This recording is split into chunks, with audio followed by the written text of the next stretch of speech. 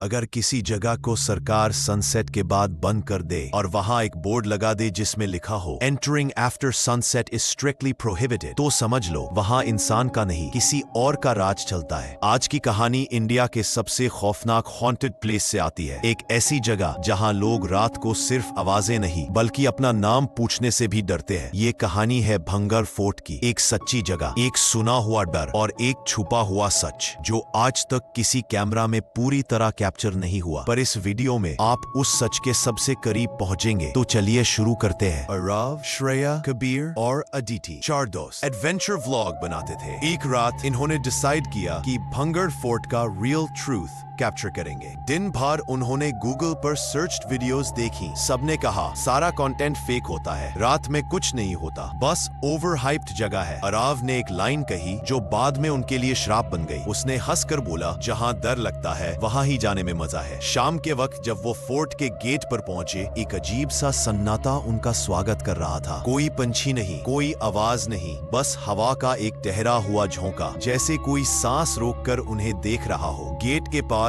एक भूतनी की कहानी सुनाता पुराना बोर्ड था, पर उसके नीचे लिखा था एंट्री आफ्टर सनसेट प्रोहिबिटेड। जब वो बोर्ड पढ़ रहे थे तभी एक वृद्ध आदमी पता नहीं कहां से आकर बिल्कुल पीछे खड़ा हो गया। उसकी आवाज धीमी थी लेकिन बिना भाव के। उसने कहा, बेटा आज रात अंदर मत जाना। लोग बोलते हैं यहाँ रात में लोग आवाज नहीं देते, आवाज बनकर लौटते हैं। उन्होंने पीछे मुड़कर देखा, ओल्ड मैन गायब, जैसे कभी था ही नहीं। पर यह उनके लिए सिर्फ एक कंटेंट मोमेंट था, एक्चुअल वार्निंग नहीं। और वो चारों सनसेट के बाद अंदर चले गए। फोर्ट के अंदर घुसते ही आवाजें बिल्कुल रुक गईं, जैसे दुनिया ने उनका साउंड बंद कर दिया हो। माइक पर एक अजीब सी फ्रीक्वेंसी रिकॉर्ड हो रही थी, 88 हर्ट्ज। साइंटिस्ट इसे फियर फ्रीक्वेंसी कहते हैं, अनहियरेबल टू ह्यूमन ईयर्स, पर बॉडी में डर उतर जाता है। श्रेया ने हाथ से गले को पकड़ा, हवा भारी क्यों लग रही है? कबीर बोला, माइक पे अननोन सिग्नल आ रहा है, कोई फ्रीक्वेंसी क्रिएट कर रहा है। वो रात में चल रहे थे और ऐसे लग रहा था जैसे उनके पीछे कोई चल रहा हो। कबीर ने फ्लैशलाइट पीछे फेरी, कोई नहीं। पर जब वो आगे बढ़े तो पहली बार वो आवाज उनको सुनाई दी, एक धीमी, ठंडी और बिल्कुल ना जाना पहचानी सी फुफकार। कौन? तुम? श्रेया फ्रोज। गाइस ये किसकी आवाज थी? आरव ने हंसते हुए बोला, प्रोबेबली विंड, चिल। पर हवा चल ही नहीं रही थी। सामने उनके एक बड़े वुडन गेट का दरवाजा था जिसे वो क्रॉस करने ही वाले थे। तभी धाम, दरवाजा पीछे से बंद हो गया।